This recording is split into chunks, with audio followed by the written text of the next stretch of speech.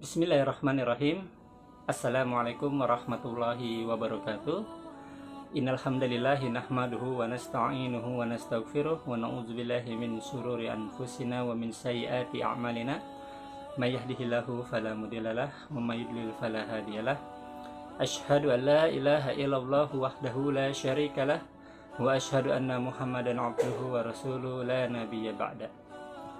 Teman-teman yang dirahmati Allah Subhanahu wa taala, bagaimana kabarnya di kesempatan hari ini? Semoga senantiasa kita selalu dalam keadaan sehat dan senantiasa dalam lindungan Allah Subhanahu wa taala. Amin ya rabbal alamin. Sebelumnya saya ucapkan terima kasih kepada teman-teman yang sudah menyaksikan video saya sebelumnya terkait jawaban atau tanggapan saya kepada salah seorang santri yang membela prank yang dilakukan oleh Ferdian ya, dengan prank sampahnya, dan di situ saya jelas-jelas mengkritisi argumentasi dari santri tersebut terkait kecaman beliau terhadap kelompok waria, dan yang menurut beliau bahwa waria itu layak untuk dibegitukan atau melakukan prank sampah tersebut. Dan saya pribadi tidak menyerang atau tidak membuli pribadinya, tapi lebih hanya kepada argumentasi yang dikemukakan santri tersebut. Kenapa itu saya lakukan? Ya, teman-teman yang dirahmati Allah Subhanahu wa taala, ada dalam sebuah hadis yang diriwayatkan oleh Imam Bukhari dan Imam Muslim. Ya, hadis ini juga ternukil atau termaktub dalam kitab Riyadhus Shalihin karya Imam An-Nawawi rahimahullah. Jadi dalam hadis tersebut disebutkan bahwa kana fi makana qablakum rajulun qatala tis'atan wa tis'ina nafsan. Ada sebuah kisah ketika itu Rasulullah Shallallahu alaihi wasallam bercerita tentang seseorang yang hidup di zaman Bani Israel itu pernah membunuh seseorang 99 jiwa. Jadi Rasulullah Shallallahu alaihi wasallam bercerita tentang seorang yang pernah membunuh 99 jiwa. Lalu dia bertanya kepada salah seorang alim yang berilmu di daerahnya tersebut. Maka kata orang alim tersebut, dia memberitahu bahwa hendaklah engkau bertanya kepada salah seorang ulama yang berada di suatu tempat. Maka orang yang telah membunuh 99 jiwa ini, dia lalu berjalan menuju orang alim tersebut yang direkomendasikan oleh seorang ulama sebelumnya.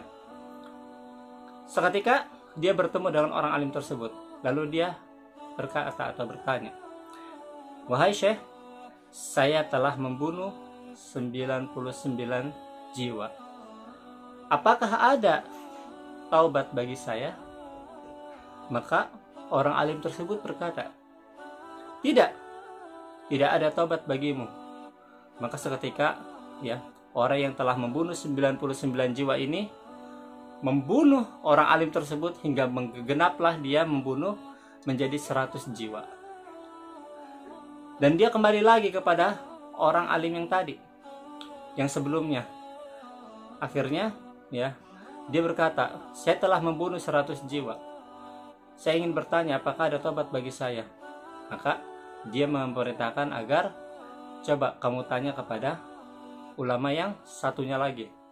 Maka orang ini pun akhirnya berangkat dan menuju ke salah seorang ulama tersebut, orang alim tersebut. Akhirnya apa? Dia berkata, "Wahai Syekh, saya telah membunuh 100 jiwa, 100 nyawa. Apakah ada taubat bagi saya?" Maka orang alim tersebut berkata, "Ya, siapa yang menghalangimu untuk bertobat? Bertobatlah engkau, karena sesungguhnya rahmat dan pintu ampunan Allah Subhanahu wa taala itu terbuka luas bagi setiap hambanya yang ingin bertobat kepada Allah Subhanahu wa taala." Akhirnya ulama alim ini memerintahkan kepada orang yang telah membunuh 100 jiwa itu, "Hendaklah engkau jika ingin bertobat kepada Allah Subhanahu wa taala, hijrahlah engkau, pergilah engkau ke suatu tempat, ke sebuah negeri di mana di sana terdapat banyak orang-orang soleh, orang-orang yang beribadah, dan orang-orang yang senantiasa mendekatkan diri kepada Allah Subhanahu wa Ta'ala. Tinggalkanlah dirimu, tinggalkanlah negerimu, ya, karena sesungguhnya negerimu tempat tinggal sekarang ini itu terlalu banyak maksiat. Dengan kata lain, ketika kita ingin berhijrah, bertaubat, maka hendaklah kita mencari lingkungan yang itu dapat mendukung untuk bagaimana kita bisa bertobat kepada Allah Subhanahu wa Ta'ala dan istiqomah dalam bertobat kepada Allah Subhanahu wa Ta'ala. Akhirnya orang yang telah membunuh 100 jiwa ini, dia berjalan, dia meninggalkan negerinya yang penuh maksiat kepada negeri yang penuh dengan ketaatan dan ibadah kepada Allah Subhanahu wa Ta'ala. Namun takdir berkata lain. Orang yang telah membunuh 100 jiwa ini, di tengah perjalanan sebelum ia sampai ke negeri yang dituju, kematian menjemputnya. Hingga datanglah dua malaikat, malaikat rahmat dan malaikat azab. Ini saling berselisih. Malaikat rahmat, dia bersekukuh bahwa sesungguhnya, ya, orang yang mati ini dia sudah bertobat dan sedang menuju ampunan Allah Subhanahu wa Ta'ala. Maka layak baginya adalah surganya Allah Subhanahu wa Ta'ala. Namun malaikat azab mengatakan bahwa sesungguhnya dia ini belum melakukan kebaikan apapun, maka dia pantas diberikan ganjaran atas apa yang telah ia lakukan, yaitu dosa telah membunuh 100 jiwa. Maka akhirnya Allah Subhanahu wa Ta'ala mengutus malaikat yang menjadi penengah dalam bentuk wujud manusia.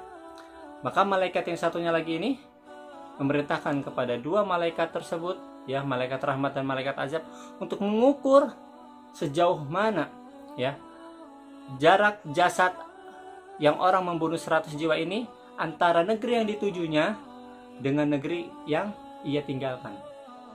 Akhirnya diukurlah. Ternyata jasad mayat orang yang telah membunuh 100 jiwa ini itu lebih dekat kepada negeri yang ia tuju, yaitu negeri yang penuh dengan ampunan, negeri yang penuh dengan orang-orang beribadah kepada Allah Subhanahu wa Ta'ala. Maka akhirnya malaikat rahmat membawa ruhnya untuk mendapatkan ampunan Allah Subhanahu wa Ta'ala. Teman-teman yang dirahmati Allah Subhanahu wa Ta'ala, dari hadis ini kita bisa mengambil pelajaran bahwa sesungguhnya setiap manusia pasti memiliki kesalahan. Setiap manusia pasti memiliki dosa. Setiap manusia pasti memiliki masa lalu yang mungkin itu adalah keburukan bagi dirinya. Siapapun kita, apapun profesi kita, tidak ada manusia yang maksum, ya, kecuali Rasulullah SAW. Oleh karena itu, sudah selayaknya bagi manusia ketika ia melakukan kesalahan, melakukan suatu perbuatan dosa, melakukan sesuatu perbuatan yang itu, ya, berdampak buruk bagi orang lain, maka hendaklah ia segera bertobat dan menuju ampunan Allah Subhanahu wa Ta'ala. Oleh karena itu, teman-teman yang dirahmati Allah Subhanahu wa Ta'ala, kita tidak ada yang tahu akhir hidup kita seperti apa. Karena betapa banyak manusia yang seumur hidupnya, yang semasa hidupnya mungkin penuh dengan maksiat, penuh dengan kedurhakaan, penuh dengan segala macam bentuk, ya, keburukan, kejelekan yang ia lakukan. Namun bisa saja, ya, di akhir hidupnya dia mendapatkan ampunan dan rahmat dari Allah Subhanahu wa Ta'ala. Namun tidak sedikit pula banyak manusia yang mungkin selama hidupnya senantiasa beribadah, senantiasa, ya, melakukan kebaikan, namun bisa jadi di akhir hayatnya ia melakukan sesuatu yang mendatangkan murka Allah Subhanahu wa Ta'ala. Nauzubillah min dzalik. Oleh karena itu, masyarakat muslimin, sahabat dakwah yang dirahmati Allah Subhanahu wa Ta'ala, hendaklah kita senantiasa selalu melakukan amal kebaikan, bersegera untuk bertobat kepada Allah Subhanahu wa Ta'ala, agar Allah mentakdirkan kita, menjemput kita ya dalam keadaan husnul khotimah, dalam keadaan kita ketaatan kepada Allah Subhanahu wa taala. Maka hendaklah kita jangan tunda taubat kita. Jangan tunda untuk kita menyesali, ya, mengakui kesalahan yang telah kita lakukan. Oleh karena itu, ya, apa yang dilakukan oleh adik kita, Im Rusdi, seorang santri yang membela prank yang dilakukan oleh Ferdian, itu adalah sebuah kesalahan, itu adalah sebuah kekeliruan yang hendaklah kita luruskan, ya, dengan bijak, dengan baik, ya. Oleh karena itu saya pribadi ketika saya mengkoreksi argumentasinya itu lebih kepada argumentasinya yang saya kritisi, bukan kepada pribadinya untuk saya bully. Karena kenapa? Kita nggak tahu akhir hidup kita seperti apa, ya. Termasuk saya, termasuk mungkin teman-teman, kan kita tidak ada yang tahu. Saya melihat berapa banyak komentar juga dari teman-teman yang mengatakan bahwa waria itu kan juga manusia. Bisa saja dia di akhir hayat hidupnya itu mendapatkan ampunan dari Allah Subhanahu wa taala. Iya benar. Kita tidak ada yang tahu akhir hayat hidup kita seperti apa. Dan itu juga yang kita lakukan kepada Im Rusdi, ya. Meskipun dia dalam saat ini, ya, melakukan kesalahan, melakukan kekeliruan dengan mendukung sesuatu perbuatan yang tidak terpuji, ya. Jadi kita berharap, kita berdoa kepada Allah Subhanahu wa taala, semoga Allah Subhanahu wa taala, ya, membimbingnya, memberikan dia hidayah untuk bagaimana dia bisa mengakui kesalahannya dan bertobat kepada Allah Subhanahu wa taala. Dan itu adalah bentuk sebaik-baiknya manusia, ya. Jadi manusia itu ketika memang dinasihati, dikasih tahu bahwa itu adalah salah, dan yang terbaik adalah ia mengakui kesalahannya dan bertobat kepada Allah Subhanahu wa taala, ya. Karena memang, ya, manusia itu memang tidak ada yang luput dari kesalahan dan dosa. Oleh karena itu teman-teman yang dirahmati Allah Subhanahu wa taala, ya, maka dalam kesempatan ini, ya, saya berpesan betul, ya, kepada diri saya pribadi dan juga kepada teman-teman agar kita jangan terlalu menghukumi orang, ya, baik itu ke Im Rusdi ataupun kepada waria atau kepada yang lainnya dengan sesuatu bulian yang melampaui batas, dengan sesuatu ungkapan yang keji, dengan sebuah kata-kata yang justru membuat orang itu bisa semakin jauh dari dakwah, ya. Siapapun kita pada hakikatnya adalah objek dakwah, ya. Termasuk diri saya, ya, termasuk teman-teman, termasuk Im Rusdi, termasuk Ferdian, semua itu adalah objek dakwah. Kita berharap betul, ya, dengan kejadian prank sampah, dengan adanya reaksi dari Im Rusdi sebagai santri yang mendukungnya, ini menjadi pelajaran penting bagi kita semua agar kita lebih berhati-hati lagi dalam bersikap, agar kita lebih bijaksana lagi dalam menyikapi sesuatu, agar kita lebih mengedepankan adab daripada ilmu. Karena inilah yang diamanatkan oleh salah seorang ulama, ya, yaitu dari Imam Malik rahimahullah, pernah mengatakan bahwa pelajarilah adab dahulu sebelum kalian mempelajari ilmu. Karena sesungguhnya apabila kita mempelajari adab, ya, maka ilmu yang kita pelajari itu akan menjadi ilmu yang bermanfaat. Kalau ilmu kita pelajari tanpa adab, maka ilmu yang kita pelajari itu hanya akan semakin membuat kita sombong, membuat kita menjadi seseorang yang keras, membuat kita menjadi seseorang yang egoismenya tinggi. Karena apa? Karena ilmu itu tidak membawa keberkahan dalam diri kita, dalam kehidupan kita, apalagi kehidupan umat yang lainnya.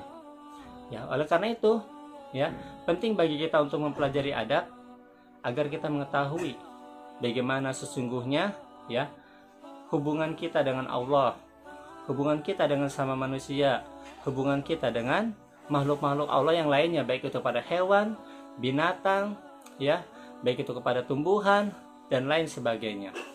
Karena Islam ini adalah agama yang sempurna, teman-teman, ya. Jadi ketika ada yang mengatakan bahwa agama Islam ini keras, agama Islam ini tidak berperi kemanusiaan, itu adalah keliru. Karena sesungguhnya dalam Islam itu sangat diatur betul, ya, bagaimana sikap, ya, kita terhadap orang lain, ya, termasuk kepada kalangan yang kita anggap mungkin tidak baik, kalangan pendosa seperti waria dan segala macam. Itu sebenarnya kalau kita mau pelajari itu ada adab-adabnya, ya. Di sini harus kita bedakan, ya teman-teman, bahwa sesungguhnya memang di dalam Islam itu ada dalil-dalil, hadis-hadis yang menyatakan bahwa perilaku waria, perilaku bencong, perilaku gay itu adalah sesuatu perbuatan yang dilaknat. Namun bukan berarti Islam itu menutup pintu untuk bagaimana mereka nggak boleh hidup sama sekali, tidak. Justru disitulah ada syariat dakwah untuk bagaimana kita menasehati, mendakwahi mereka untuk kembali ke jalan Allah Subhanahu wa Ta'ala. Jadi seperti itu teman-teman ya. Jadi semoga dengan kejadian ini, ya siapapun kita, termasuk diri saya, teman-teman, dan juga yang Rusti, kita doakan, ya sudah cukup ya kita membuli pribadi orang, karena kita tidak tahu ya akhir kehidupan kita seperti apa. Kalau kita tidak setuju dengan pendapat orang lain, maka hendaklah kita kritisi argumentasinya, bukan membuli pribadinya. Ini harus dipisahkan, karena sungguhnya setiap manusia itu pasti melakukan kesalahan. Dan kita berharap siapapun yang melakukan kesalahan, baik diri saya pribadi, teman-teman, ataupun yang dilakukan oleh M. Rusdi, ya itu segera kita bertobat dan menuju ampunan Allah Subhanahu wa Ta'ala. Yang dan semoga kita semua ya kembali kepada Allah Subhanahu wa Ta'ala dalam keadaan husnul khotimah, dalam keadaan mendapat ampunan dan rahmat dari Allah Subhanahu wa Ta'ala. Demikian, semoga bermanfaat. Wassalamualaikum warahmatullahi wabarakatuh.